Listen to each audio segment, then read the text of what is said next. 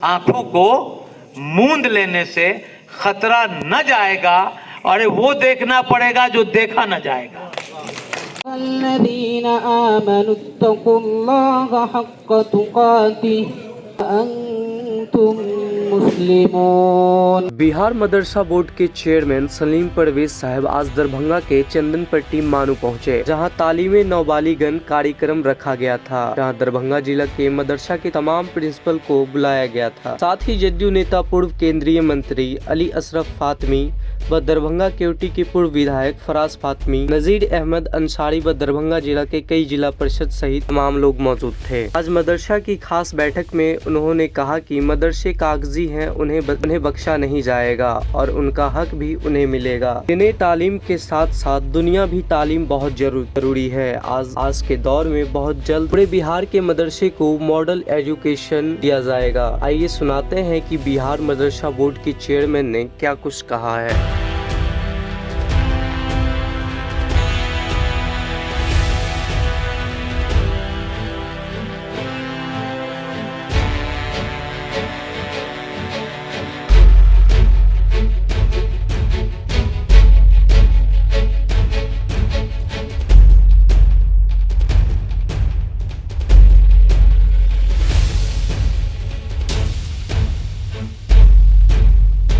चार लाइन कह देता हूँ जो इशारतन आप लोग समझेंगे।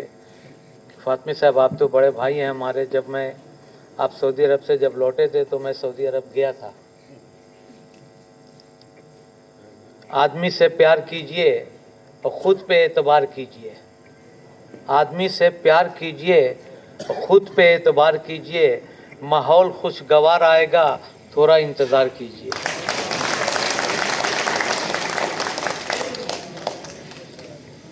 मैं ख़ुसूसी तौर पे अपने नेता आदरणीय नीतीश कुमार जी का शुक्रिया अदा करता हूं कि इस कंधे पे जो उन्होंने मुझे बोझ दिया और मुझसे जो उम्मीद लगाई, मैं उनका शुक्रिया अदा करूंगा।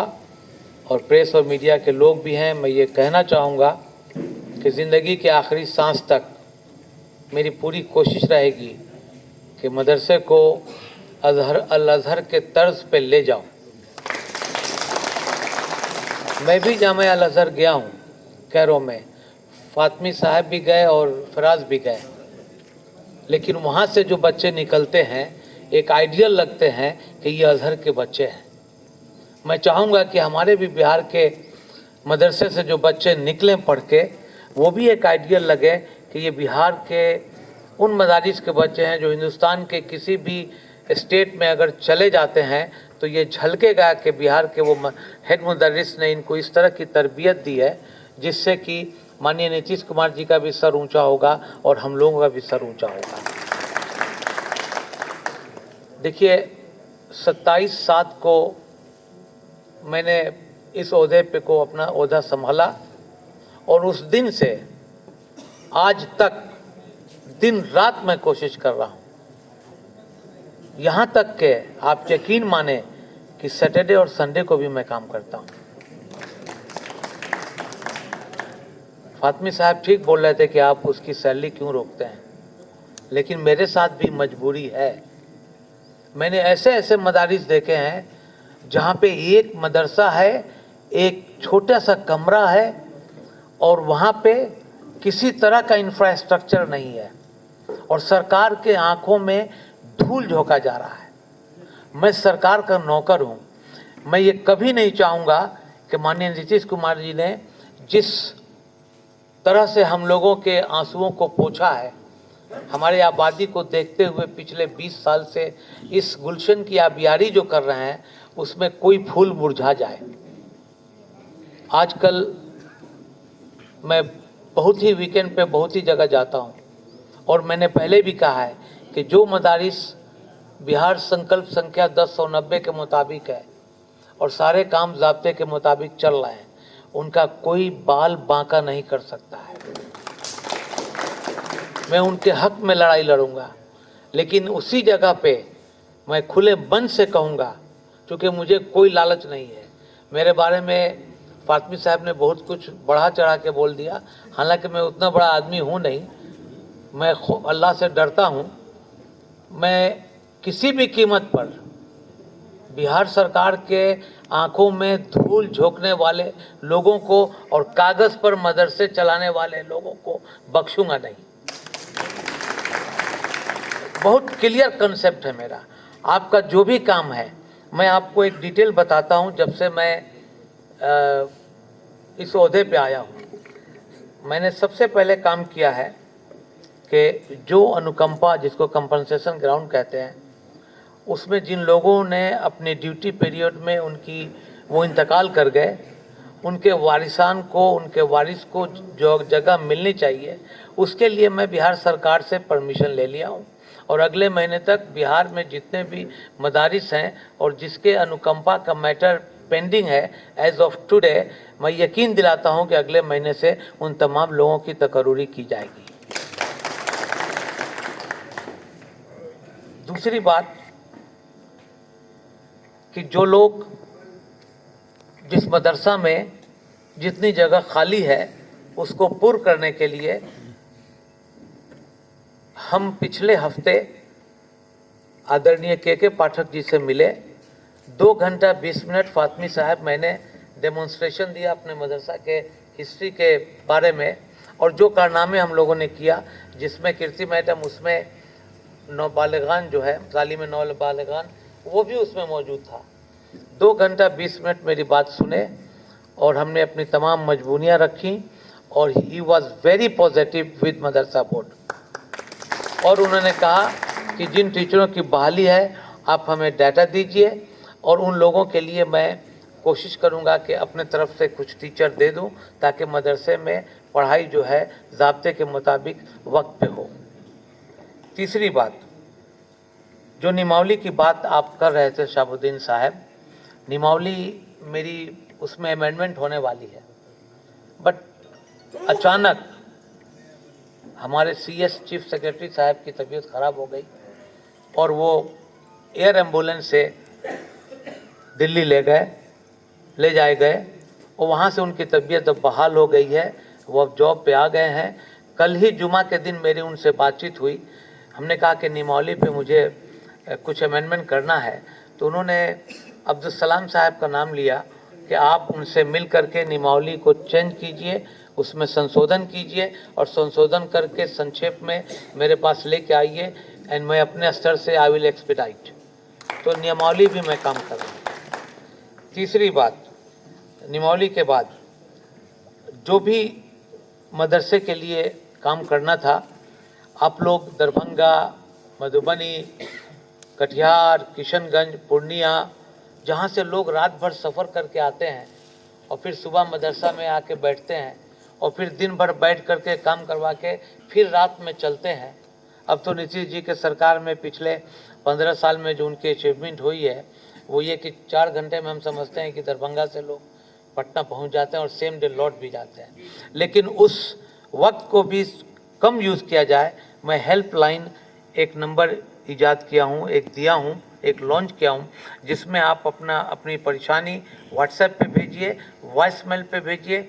हम लोग आपके उस एप्लीकेशन को डाउनलोड करके उस पर कार्रवाई करेंगे और आपके दिए गए नंबर पे जवाब देंगे, ताकि आपका काम आसानी से हो जाए। तीसरी बात कि आप लोगों से जो आप लोगों की शिकायत है डीओ के थ्रू, मैं पिछले दिनों बिहार के तमाम डीओ जो हैं उनको मैंने पत्र लिखा है और मेल भी जा रहा है कि you must have to expedite my papers in a week time. आप जितना जल्दी हो 1 हफ्ते के अंदर मेरा रिपोर्ट दे दें। और जो 609 कोटी की बात कर रहे हैं, वो मामला आपका कब का हल हो गया होता, लेकिन अलाउद्दीन बिस्मिल वर्सेस बिहार स्टेट का एक केस था, जिसमें आप लोगों के तमाम मदरसों का फिर से जांच हो रहा है। और मैं अपने सेक्रेटरी साहब से जानकारी ली, कल शाम में वो 50 फाइल ले करके फिर विभाग में गए थे जो मांगी गई थी। मैं अपने विभाग से डायरेक्ट संपर्क में हूं और इसी के लिए एडिशनल चीफ सेक्रेटरी से मेरी मीटिंग हुई, ताकि हम दोनों एक दूसरे को पहचान जाएं और हमारा काम निकल जाए। तो मैं ये एक अंग्रेजी में एक कहावत है, Rome was not built in a day. Rome जो मुल्क है वो एक दिन में नहीं बना था, सैकड़ों साल में बना था। लेकिन मैं यकीन दिलाना चाहता हूँ कि जिस ईमानदारी के साथ, जिस लगन के साथ मैं काम कर रहा हूँ, मैं समझता हूँ कि बहुत जल्द ही 2-4 काम हमारी जो है वो ट्रैक पे आ जाएगी और रेल जो है फिर पटरी पे चल के दौड़ने लगेगी। ये हमारी बातें थी। अब आप लोगों की बात। मैं जब शुरू में आया तो मेरे लिए एकदम नई फील्ड थी। अली अशरफ फातमी साहब ने कहा कि हम सऊदी अरब में काम करते थे। किसी ज़माने में फातमी भाई भी सीनियर NRI थे और मैं भी सीनियर NRI था। ये और बात है कि फातमी साहब 7 साल में लौट आए और हमको 30-32 साल वहीं रहना पड़ा। तो मेरे लिए ये मदरसा एकदम नई चीज़ थी, लेकिन जहाँ पे ईमानदारी के साथ आप काम करोगे वहाँ अल्लाह की मदद आएगी। जिस तरह से इस्लाम की पहली जंग बदर हुआ था और अल्लाह के रसूल सल्लल्लाहु अलैहि वसल्लम को सजदे में गिर जाना पड़ा और कहा उन्होंने कि या अल्लाह, अगर आज तेरी मदद नहीं आएगी तो तेरा कोई नाम लेवा ना होगा, और मदद आई फरिश्तों के थ्रू। मैं उसी तरह से आप सबको बोलूँगा कि आप अल्लाह से मदद मांगिए और ईमानदारी से काम कीजिए। लेकिन फातमी भाई, मैं आपके गांव आया हूं, मैं भी बहुत सख्त लहजे में तो नहीं कहूँगा, लेकिन इतना बार ज़रूर कहूँगा कि जितने मदारिस हैं 2459, अगर ठीक से जांच कर लिया जाए तो शायद 2400 मदारिस डिफ़ॉल्टर में चले जाएंगे। उनके पास कागज़ नहीं है, बिहार संकल्प संख्या 1090 को वो फुलफिल नहीं करते हैं। लेकिन मैं शुक्रगुजार हूँ आदरणीय नीतीश कुमार जी का कि जिन असातिज़ा को 3000, 1500, 2000, 25 मिलते थे, आज कम से कम 30,000 से लेके 70,000 तक सैलरी मिलती है। ये काम नीतीश कुमार जी का है। इसलिए मैं आपको ये कहना चाहूँगा कि तारीख के पन्नों को उठाकर देखिए, जितने भी साइंटिस्ट गुजरे हैं वो सब पहले मुस्लिम थे। चाहे वो ओपन हार्ट की सर्जरी भी हो तो अल अज़हरी ने किया था। आप पढ़ाई पे ध्यान दीजिए। लेकिन मजबूरी ये है और बदनसीबी ये है हम लोगों की कि हम लोग चचा भतीजा आपस में, मेरे सामने एक साहब बैठे हुए हैं, मेरी नज़र उन पे जा रही है, दोनों चचा भतीजा आपस में ज़मीन को लेकर के, मेरे दादा ने दिया, मेरे नाना ने दिया, और मैटर सब जुडिस हो गया। जब सिंस मैटर इज सब जुडिस, I can not put my finger in fire. जब मामला न्यायालय में चला, आप लोग चले जाते हैं, तो मैं अपनी उंगली जलाने के लिए तैयार नहीं हूँ। मैं बाध्य हूँ न्यायालय का कि जब तक वहाँ से वर्डिक्ट नहीं आता है हम आपकी मदद नहीं कर सकते। उस सिलसिले में मैंने दोनों फरीकों को बुला करके सुलझाने का काम किया। सुलह और माफ़ी अल्लाह को पसंद है। चूँकि मैं मक्का में तकरीबन 35-37 साल रहा हूँ और मुझे इस्लाम की थोड़ी सी बूबास है, मैं उन दोनों फरीक को बुला के बोलता हूँ कि आप दोनों मिल करके मदरसा चलाओ, बीच का रास्ता देखो, न्यायालय का रास्ता मत देखो। अगर आप दोनों मिल करके आओगे तो मैं बीच का रास्ता निकाल दूंगा और मदरसा भी बच जाएगा। अदरवाइज़ मैं भी जो है कानून से बंधा हूँ। क्या मैं गलत हूँ? आप भी मेरे जगह पे रहते या फातमी साहब भी रहते तो यही काम करते। फातमी साहब चाहते हैं कि इस तरह के मानू की बिल्डिंगें पूरे बिहार में बने, लेकिन हालात ऐसे हैं कि जिस तरह से इनके कारनामे हुए हैं इस एरिया में, ये पूरे बिहार के लिए एक आइडियल है। तो आप लोग दिल से पढ़ाइए। मेरे ऊपर अगर आपने छोड़ा है और जो बातें फातमी साहब ने कही हैं और जो नौबालिगान, तालीम नौबालिगान के जो मैटर्स हैं, मैं कीर्ति मैम को भी बोलूँगा कि आपके जो भी पेंडिंग्स हैं, it will be soon very clear, कि आपकी सारे जो है वो पेंडिंग्स को क्लियर करूँगा मैं। और फातमी साहब ने सर्व शिक्षा से जोड़ने की बड़ी अच्छी सलाह दी है। मैं इस रास्ते पे भी पहल करूँगा और आप सब लोगों की मदद में मैं शामिल रहूँगा। लेकिन साथ ही साथ आप लोगों से मैं गुजारिश करूँगा कि लिल्लाह आप लोग अपने सैलरी के लिए तो दौड़िए, लेकिन अपने आने वाली नस्लों के लिए भी दौड़िए कि हमारे बच्चे अगर पढ़ लिख जाते हैं और एक हाथ में कुरान होता है और एक हाथ में संविधान होता है, या उसके ऊपर IAS IPS बनना है, तो मैं सीधा मोटा मोटी आप लोग को एक बात कह देता हूँ। आप लोग इस लॉजिक को समझिए कि जो मदरसे के बच्चे अल्लाह के किताब को अपने सीनों में रख सकते हैं तो दुनिया की कोई सिलेबस उनके सीने में रहने से कोई रोक नहीं सकता। अगर आप अपने सीने में कुरान को उतार चुके हैं तो हमारे नसाब को भी उतारिए। और मैं फातमी साहब को बोलना चाहता हूं कि फातमी साहब, पिछले साल हम लोगों ने अपने सिलेबस में तब्दीली लाया है। Science, arts, biology, physics, chemistry सब का मॉड्यूल बनवाया और उसके क्वेश्चन भी हो गए और उसी क्वेश्चन से फिर एग्ज़ाम भी हुआ नए सिलेबस के तर्ज पे, ताकि हमारे बच्चे यहाँ से लेकर के यूनाइटेड स्टेट्स तक अगर फ़ौकानिया और मौलवी का दर्जा मिलता है तो उस सर्टिफिकेट पे, उस शहादा पे अगर आप स्टेट्स में भी जाते हैं तो बहुत सारी यूनिवर्सिटीज़ ऐसी है जो उस सर्टिफिकेट को ऑनर करता है। तो इसलिए आप इसको पढ़ाने की कोशिश कीजिए, आप पढ़ाइए।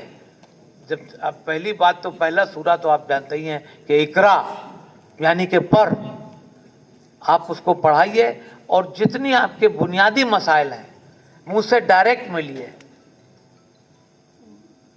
फातमी साहब ने इशारा भी कर दिया था कि किसी तरह की इनको किसी चीज़ की ज़रूरत नहीं है।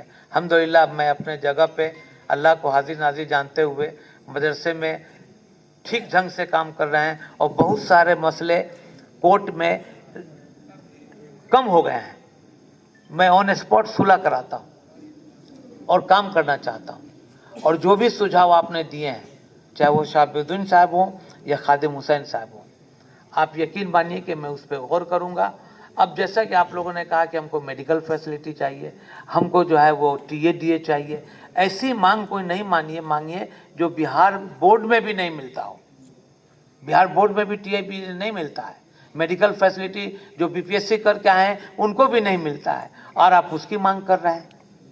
आप ये मांग कीजिए हमसे कि हमारा किस तरह से सैलरी बढ़े और किस तरह से मदरसे में इल्हाक ज़्यादा हो,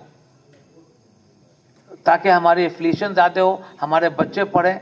और साथ ही साथ मैं आपको एक और बात बता देना चाहता हूँ कि पिछले साल की तरह इस साल भी, पिछले बार कई लोगों ने मुझे फ़ोन किया पिछले हफ्ते और हमने वस्तानिया फ़ौकानिया का डेट बढ़ा दिया है। मालूम है आप लोगों को, कल ही बढ़ा दिया था, मैं 10 तारीख कर दिया था, लेकिन 10 नवंबर इज़ द लास्ट डेट। आप लोग उसमें सो नहीं जाइएगा कि फिर से डेट बढ़ेगा। और फिर उस तरफ से 16 जनवरी को मैंने फ़ौकानिया और मौलवी का डेट भी दे दिया है। उस डेट पे एग्ज़ाम होगा, वस्तानिया का एग्ज़ाम होगा। अपने बच्चों को रजिस्ट्रेशन कराइए, परमिशन लीजिए, ज़्यादा से ज़्यादा बच्चे पढ़ें और आने वाले दिन में हमारे बच्चे जब 12th कर लें तो हिंदुस्तान के किसी भी यूनिवर्सिटी में इस मदरसा बोर्ड के सर्टिफिकेट को ले करके जाएं तो एक आइडियल बने। मैं ये चाहता हूं कि हमारे बच्चे पढ़ लिख करके एक आइडियल बने और फिर वो अपनी रोशन ज़िंदगी के लिए कोशिश करें। तो मेरी एक पूरी कोशिश है, बहुत ज़्यादा बोलने की ज़रूरत नहीं है, बहुत सारी बातें जो है आप पहले लोगों से सुन लिए और जो सुझाव है मैं यकीनन उस पर काम करूँगा। ने जो कानून दिया है, पंडित नेहरू जी ने जो कानून दिया है, महात्मा गांधी ने जो रास्ता दिखाया है, मौलाना आजाद ने जो रास्ता दिखाया है, वो ये कहता है कि इस देश में, इस मुल्क के रहने वाले सबका बराबर का अधिकार है। लेकिन क्या आप आने वाले इस सदी के लिए तैयार हैं? मेरा अपना ख्याल है नहीं। आप समझ लेना कि दौलत बहुत आएगा इस मुल्क के अंदर, लेकिन वो मिलेगा किसको? जो आला तालीम हासिल करेगा। तालीम सबसे ऊपर, उसके बाद हुनर, और सबसे ज्यादा जो कारोबार में जाएगा। क्या हम अपनी औलादों को, आने वाली पीढ़ियों को, क्या हम तालीम के लिए तैयार कर रहे हैं? नहीं। हुनर जरूर, आज जो भी तरक्की अपने इलाके में देखते होगे उसमें हुनर का बड़ा मामला है। आज बॉम्बे जाइए, दिल्ली जाइए, कहीं प्लास्टर करता हुआ मिलेगा अपना आदमी, कहीं टाइल लगाता हुआ, कहीं इलेक्ट्रिक का काम करता हुआ, कहीं वेल्डर का काम करता हुआ। तो हमें इन तीनों फ्रंट पे तैयार होने की जरूरत है। जब मैं मिनिस्टर था तो फातमी कमेटी की मीटिंग चल रही थी। और मैं एक मदरसा बोर्ड बनाना चाहता हूं। और मदरसा बोर्ड सेंट्रल मदरसा बोर्ड, जिसमें 10,000 करोड़ रुपए का हमने इंतजाम किया। बुरा मत मानना, अपने ही में से कुछ लोगों ने उसकी मुखालफत की और वो प्रधानमंत्री के यहाँ भी पहुंचे, सोनिया गांधी जी के यहाँ भी पहुंचे, अर्जुन सिंह जी के यहाँ भी पहुंचे और वो मुलतवी हो गया, किसी वजह से नहीं। और उसकी वजह यह थी कि कई नॉर्थ ईस्ट के राज्य में चले जाओ, मदरसा बोर्ड नहीं है। उड़ीसा, पंजाब, उस वक्त हरियाणा में भी मदरसा बोर्ड नहीं था, अब मुझे नहीं मालूम। तो कई राज्य ऐसे हैं जहां मदरसा बोर्ड नहीं है, तो उनका वहां से एफिलिएशन हो जाता। और फिर हम लोगों ने हर स्टेट में मदरसा, सेंट्रल मदरसा खोलने का भी प्रोग्राम रखा था। 10,000 करोड़ रुपया उसका बजट हम लोगों ने एलोकेट करने का सोचा, नहीं हुआ। तो हमारी एक मोहतरमा थी हमारे कमेटी में, तो बोलने लगी कि आप हिंदुस्तान के मुसलमानों को डिविएट करना चाहते हैं, उनको तालीम की तरफ नहीं ले जाना चाहते। आप सिर्फ मदरसे की बात करते हैं, उर्दू की बात करते हैं। अल्हम्दुलिल्लाह जो मैंने जवाब दिया उसमें सैयद हामिद साहब वगैरह सब लोग थे। नेक्स्ट मीटिंग से वो नहीं आई, लेकिन मैंने कहा कि देखिए मेरे दादा मऊ से मदरसा से पढ़ के आए थे, आप मौलवी थे, और वो मदरसे से तालीम हासिल नहीं किया होता तो मेरे घर में मेरे अब्बा और मेरे चचा लॉ नहीं किए होते, मेरे एक चचा डॉक्टर नहीं बने होते, मेरे एक चचा साइंस ग्रेजुएट नहीं हुए होते, और आज हमारे खानदान में कोई डॉक्टर, इंजीनियर, पीएचडी से कम नहीं है। ये सब उसी मदरसे की देन है। मैं समझता हूं जो रोशनी वहां से मिली है उसी का नतीजा। और मैंने कहा आप उर्दू की बात करती हैं, मैं तो उर्दू का तालिब इल्म रहा और मुझे फख्र है कि मैं उर्दू से पढ़ के निकला मुस्लिम स्कूल से, दरभंगा से, और मैंने इंजीनियरिंग किया, पीजी किया और सऊदी अरब और बिहार सरकार में नौकर रहा, नौकरी की और उर्दू की दायन है। तो मैंने वहां पर उनसे बताया था, मैंने कहा कि मैंने फिजिक्स में आर्किमिडीज प्रिंसिपल पढ़ा था मोहतरमा, और उसका जो डेफिनेशन था मैं आपको सुनाना चाहता हूं, और ये मैंने 8वीं क्लास 9वीं क्लास में पढ़ा होगा। तो मैंने कहा कि जब किसी शय को किसी रकीक मादे में जुज़वी या कुल्ली तौर से डुबोया जाता है तो वजन में ज़ाहिरी कमी हो जाती है। वजन की ये ज़ाहिरी कमी हटाए हुए वजन के बराबर होती है। तो वो चौंक गई। अब पूरा जो मीटिंग थी, उन्होंने कहा कि आपको उतनी पुरानी बात अब तक याद है? हमने कहा कि उर्दू में जान है। एक शेर अगर आपको याद हो जाता है तो आप जिंदगी भर नहीं भूलते। तो उर्दू और मदरसा ये दोनों एक हम लोगों का हिस्सा है, पार्ट है जिंदगी का। और आज जहां खड़े हैं ये भी उर्दू यूनिवर्सिटी का पार्ट है। यहाँ मुमताज भाई मंजर भाई बैठे हैं, मंजर आलम साहब और मुमताज अंसारी साहब, ये दोनों की देन है। लोग मजाक उड़ाते थे हम लोगों का। जब इसको हम लोगों ने संगे बुनियाद रखा तो मजाक उड़ाया करते थे। आज अल्हम्दुलिल्लाह 2000 बच्चे फ्री की तालीम और इंडिया लेवल की तालीम यहां से हासिल करते हैं। तो अज़्म होना चाहिए, इरादा होना चाहिए। अब आपको जान करके हैरत होगी कि 2022 से पहले आपके मदरसा बोर्ड में न सिलेबस कमेटी, न बुक कमेटी, न करिकुलम कमेटी, ऐसा भी कोई बोर्ड होता है? ऐसा कोई इदारा होता है जिसको यह पता ही नहीं कि हमको किस क्लास में क्या पढ़ाना है? हम किस चीज के लिए दौड़ते हैं? कि सारा पावर सेक्रेटरी और चेयरमैन को चला जाए, और इससे आगे के लिए नहीं हम लोग कोशिश करते हैं। हमारे मदरसे से बच्चे तालीम हासिल करें, डॉक्टर बने, इंजीनियर बने, आलिम बने, दुनिया में अपना नाम रोशन करें। इसके लिए काम कौन करेगा? ये आप ही लोगों को करना पड़ेगा। मुझे तो अफसोस होता है, मेरे पास कुछ लोग आए, हम 5 तक दे देंगे, कोई बोला हम 10 दे देंगे, मेरा टीचर में करवा दीजिए। क्या हमें शर्म नहीं आती? हम क्या पैदा करना चाहते हैं? आप बताओ। मेरे बाकी जीवर में एक छोटा सा मदरसा है, बेचारा इंतकाल कर गए हमारे वहां के जो चलाने वाले थे। अब भी मदरसा अच्छा चलता है। हर साल 10 से 15 बच्चे वहां से हाफिज बन के निकलते हैं। कभी आप देखिए कि जितने भी मदरसे हैं प्राइवेट, अच्छे मदरसे, उसमें कितने बच्चे हाफिज हो रहे हैं, कितने आलिम बन रहे हैं, और एक सरकारी मदरसे में कितने लोग आलिम बन रहे हैं और कितने लोग हाफिज बन रहे हैं। क्या हमें मदरसों को ठीक करना है या नहीं करना है? अगर 2800 मदरसों की बात करते हैं आप, तो 2800 में अगर 100 बच्चे भी हर साल फारिग होंगे तो कितने लोगों की तकदीर आपके हाथ में है?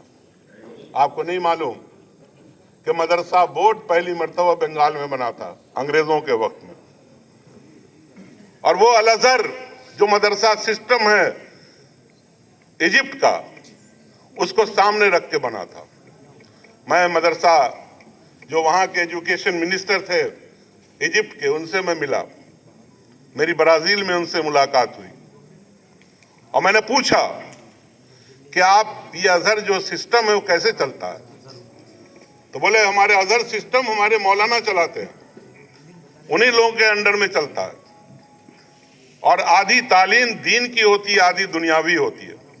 तो हमने कहा दोनों के रिजल्ट कैसे होते हैं, जो अजहर सिस्टम है उसका और जो जनरल सिस्टम है, जो सीबीएसई है या बिहार बोर्ड है। तो उन्होंने कहा कि फातमी साहब, हमारा जो अजहर सिस्टम है वो डोमिनेट करता है दूसरे सिस्टम पर।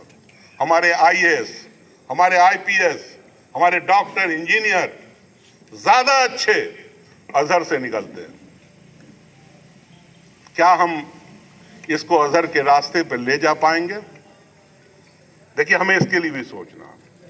मैं कहीं पर आप जितनी मराहत है, जितनी चीजें चाहिए आपको, इक्वल सैलरी हो, इक्वल पोजीशन हो, इक्वल आपकी मराहतें हो, आपको जितनी चीजें हैं, अली अशरफ फातमी आपके लिए लड़ेगा, मैं आपसे वादा कर रहा हूं। हर वो स्कूल जहां 6 से 14 साल के बच्चे पढ़ते हैं और सरकार इसको रिकॉग्नाइज करती है, उसके बिल्डिंग की जिम्मेदारी सर्व शिक्षा अभियान की है, वो देगा। इसको उससे टैग कीजिए। जब नीतीश जी से मदरसे की मीटिंग हुई थी तो हमने कहा 25 करोड़ रुपया असिस्टेंस दे रहे हैं। 25 करोड़ से कितने मदरसे बनेंगे? अगर 50 लाख एक मदरसे को दीजिए तो कितना मदरसा बनेगा? 50 मदरसा, 2800 मदरसा, कितना साल लगेगा? बोलिए, जोड़ लीजिए, लग जाएगा कोई 35 साल। तो उन्होंने उसी वक्त उसको 100 करोड़ किया। मैं चेयरमैन साहब से रिक्वेस्ट करता हूं कि आप नीतीश जी से कहिए कि सर्व शिक्षा अभियान से जोड़ दें, नहीं तो कम से कम इसको 100 करोड़ को 500 करोड़ रुपया कर दें, ताकि 4 साल 5 साल में हर मदरसे को अपनी बिल्डिंग हो जाए। मेरी बात का बुरा मत मानना, हम डिमांड जरूर करें, लेकिन हम ये भी कभी बैठ करके आपस में सोचें कि मदरसा के सिस्टम को हम किस तरह से ठीक करेंगे। क्या हम 2800 मदरसे से आने वाले दिनों में डॉक्टर, इंजीनियर, मौलिम, आलिम, है ना, जो दुनिया में जाकर के हम नाम रोशन कर सके, ऐसे तालिब इल्मों को पैदा करेंगे? और अगर वो काम किया आपने, तो अब तक जिन लोगों ने भी मदरसा का ख्वाब और सपना देखा था, उनको खुशी होगी और मैं तो एक अदना सा आदमी, मुझे बड़ी खुशी होगी। प्लीज़